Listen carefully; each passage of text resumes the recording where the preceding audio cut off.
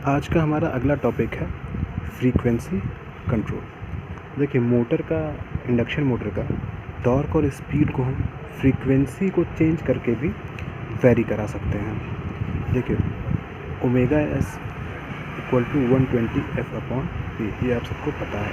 अब देखिए फ्रीक्वेंसी को डिक्रीज़ करते हैं या इंक्रीज़ करते हैं तो उसका क्या इफेक्ट पड़ रहा है, आइए देखते हैं। पहला है जब फ्रीक्वेंसी को हम डिक्रीज़ करते हैं, लेकिन देखिए यहाँ पे क्या है, सिर्फ और सिर्फ हम फ्रीक्वेंसी को चेंज कर रहे हैं। हमारा जो वोल्टेज है वो हमारा कांस्टेंट रहेगा।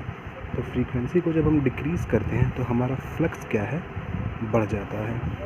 हमारा जो रिएक्टेंस है मोटर का वो कम हो जाता है, और हमारी रिएक्टेंस कम होने की वजह से हमारा जो करंट है वो बहुत ज़्यादा इंक्रीज़ होता है। इसलिए हम क्या करते हैं, इस मेथड को यूज़ नहीं करते। जो फ्रीक्वेंसी को डिक्रीज़ वाला पार्ट है वो हम नहीं करते हैं। अब आगे देखते हैं फ्रीक्वेंसी को जब इंक्रीज़ करते हैं तब क्या क्या हो रहा है। जब हम फ्रीक्वेंसी को इंक्रीज़ कर रहे हैं तब क्या है, हमारा फ्लक्स और टॉर्क दोनों डिक्रीज़ हो रहे हैं। अब आइए देखिए ओमेगा बी क्या है, बेस फ्रीक्वेंसी है, एट बेस स्पीड है बेस फ्रीक्वेंसी पे। मतलब जब हम चेंज नहीं कर रहे हैं तो जो हमारी सिंक्रोनस स्पीड है वो क्या है, हमारी ओमेगा बी। जब हम फ्रीक्वेंसी को चेंज कर रहे हैं, देखिए ओमेगा बी क्या है, हमारी रेटेड फ्रीक्वेंसी के हमारी सिंक्रोनस स्पीड है। रेटेड मतलब जो हमें फ्रीक्वेंसी नॉर्मली हमें मिलती है, जैसे 50 हर्ट्ज़ मिलती है, तो उस पर क्या है, ओमेगा बी हमारी बेस स्पीड है। लेकिन जब हम फ्रीक्वेंसी को चेंज करेंगे तो हमारी सिंक्रोनस स्पीड भी चेंज होगी, क्योंकि synchronous speed is equal to 120F/P। Frequency को अगर हम चेंज करेंगे तो हमारी सिंक्रोनस स्पीड भी चेंज होगी। देखिए अब हम फ्रीक्वेंसी को कम नहीं करते हैं, क्योंकि आपको रीज़न बता चुके हैं, क्योंकि रिएक्टेंस डिक्रीज़ हो जाता है और मोटर में काफ़ी हाई करंट फ्लो होती है। तो अगला केस आता है हमारा फ्रीक्वेंसी को इंक्रीज़ करना। जब हम फ्रीक्वेंसी को देखिए इंक्रीज़ करेंगे, अब देखिए तो हमारा ओमेगा एस होगा beta omega B, where beta is given by omega S upon omega B. ये क्या है, हमारी बेस स्पीड है, और ये क्या है, हमारी चेंज फ्रीक्वेंसी पे सिंक्रोनस स्पीड। और slip will be given by beta omega B minus omega M upon beta omega B. Slip का फॉर्मूला आपको पता ही है, omega S minus omega M upon omega S. तो एस ओमेगा एस की जगह यहाँ हो जाएगा बीटा ओमेगा बी।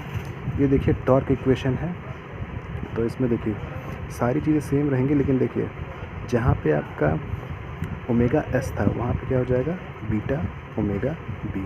अब देखिए रेजिस्टेंस पे कोई इफेक्ट नहीं पड़ेगा, लेकिन रिएक्टेंस पे आपकी फ्रीक्वेंसी का इफेक्ट रहेगा।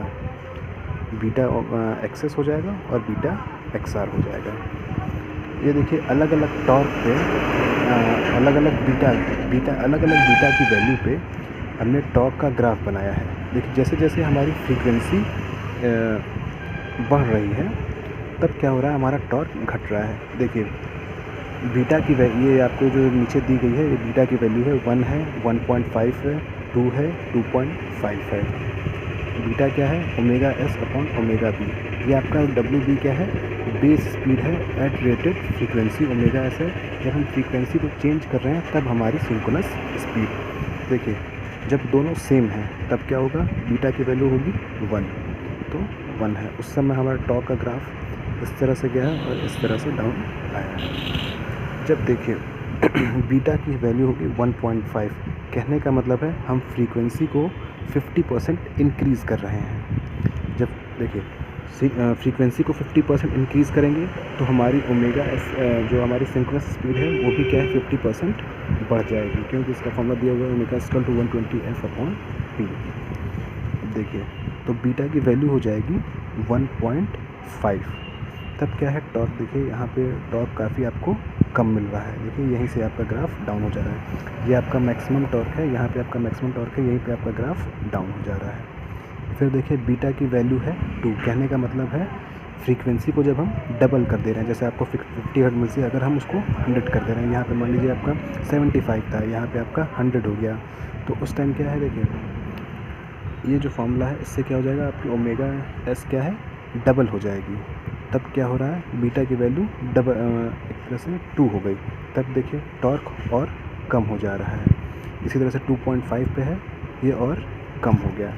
देखिए इस तरह से क्या है, हम जैसे जैसे फ्रीक्वेंसी को इंक्रीज़ कर रहे हैं हमारा टॉर्क और हमारा फ्लक्स दोनों क्या है, डिक्रीज़ हो रहा है। जैसे जैसे फ्रीक्वेंसी को इंक्रीज़ कर रहे हैं हमारा फ्लक्स और टॉर्क डिक्रीज़ हो रहा है। इस तरह से हम फ्रीक्वेंसी को चेंज करके टॉर्क और फ्लक्स को चेंज कर सकते हैं।